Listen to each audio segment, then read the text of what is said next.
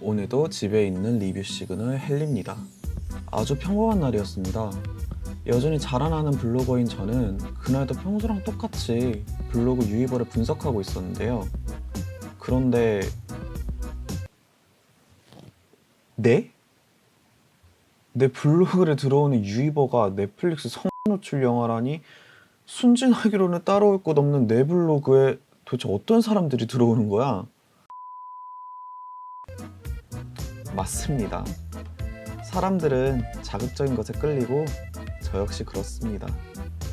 그래서 오늘은 작정하고 최종 보스부터 데려오려고 합니다. 바로 넷플릭스 오리지널 드라마 본딩입니다.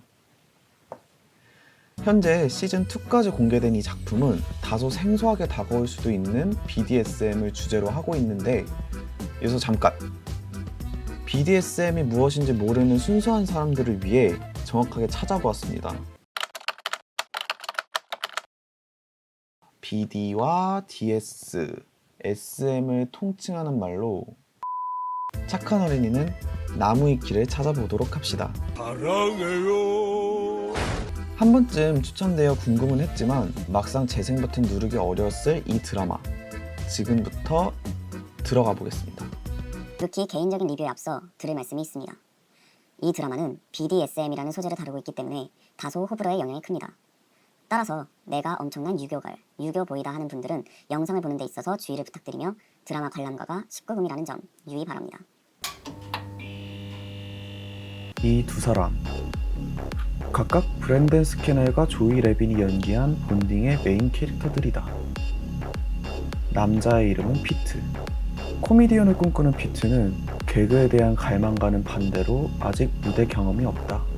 그렇다 보니 당연 매달 생활비는 부족하고 결국 반갑지도 않은 방에서 룸메이트가 여자친구랑 은밀한 시간을 보내는 소리나 들으며 지내고 있다. 아, 불쌍하다.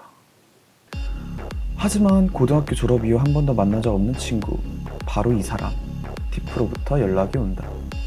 그렇게 그녀가 말한 장소에 간 순간 심상치 않은 분위기를 느끼는 피트. 그리고 피트의 인생은 180도 달라지게 된다. 도미나트릭스. 고객들의 은밀한 취향에 맞춤 롤플레잉 서비스를 제공하는 일을 하는 친구 티프. 몇 년 만에 만난 친구에게 한다는 말이 자신의 보조가 되어줄 수 있냐는 것이다. 아니, 평범한 게이로 살아가고 있던 피트에게는 당연히 황당한 제안일 수밖에 없는데, 하지만 물불 가릴 것 없는 피트는 결국 현실의 재정 상태란 벽에 부딪히고 스스로 비밀스런 세계에 발을 넣게 된다. 그렇게 다시 시작된 두 절친의 은밀한 동업. 넷플릭스 오리지널 드라마 본딩이다. 일단 한마디로 이 드라마를 설명하자면 이렇습니다. 솔직하고 자극적이다. 애초에 드라마 제목에서 유추 가능하듯 시즌 1에서는 말 그대로 결속이 무엇인지를 솔직하게 보여주는데요. 성인이라면 누구나 한 번쯤 자신의 취향에 대한 고민을 하게 됩니다. 왜냐하면 우리는 애기가 아니잖아요. 헌법과 사회윤리가 인정하는 안에서 문제가 되지 않는 취향이라면 그것을 반드시 숨길 필요는 없습니다. 현실적으로 우리는 그것이 나의 약점이라는 듯 감추지만요. 하지만 이 드라마에서는 내 취향이 잘못된 것이 아닌 솔직해도 괜찮다는 메시지를 아주 노골적인 영상들로 전달합니다. 여기서 진짜 아이러니한 것은 이 드라마에는 가 전혀 노출되지 않는다는 점. 아니, 도대체 왜 이런 유희버가 나온 거지?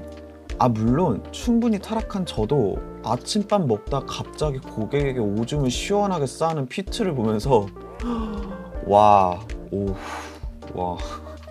이런 솔직함은 시즌2에서도 이어집니다. 시즌2는 더 흥미로운데 무려 도미나트릭스가 되기 위해 필요한 A to G 강의를 볼 수 있습니다. 도미나트릭스를 찾아온 고객에게 어떤 태도와 생각을 가지고 대해야 하는지부터 가장 중요한 결박의 방법도 알려주는데, 저 같은 사람은 꼭 이런 거 나오면 집중해서 봅니다. 저도 어쩔 수가 없습니다.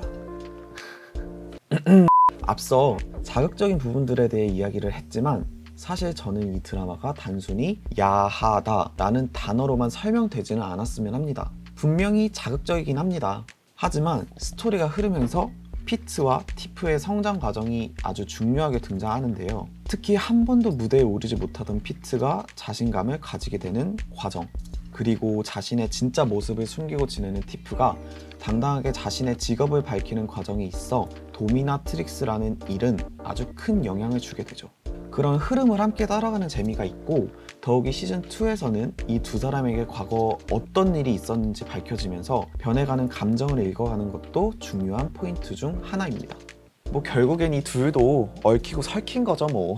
각자의 사랑을 하고는 있지만 결국 서로가 반드시 필요한 두 사람의 독특한 관계성 모두 한번 느껴보면 좋겠습니다. 자, 오늘은 넷플릭스 오리지널 드라마 본딩에 대해 이야기해 보았습니다. 한 편당 길이가 20분 안쪽으로 매우 짧은 이 드라마는 이런 사람들에게 추천합니다.